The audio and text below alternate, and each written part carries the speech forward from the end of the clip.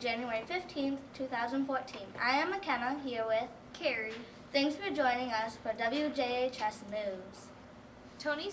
For lunch today, Tony's Pizza or baked chicken, dinner roll and butter, seasoned broccoli and cheese sauce, second choice vegetable, assorted fruit, and milk.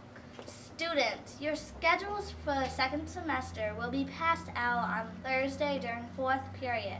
Please do not request one from the office.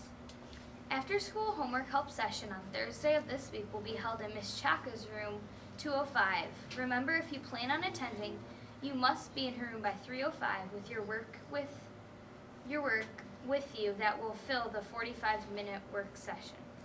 Congratulations to our January Students of the Month, Anakin May and Lyndon Parson. Please pick up your awards in the principal's office.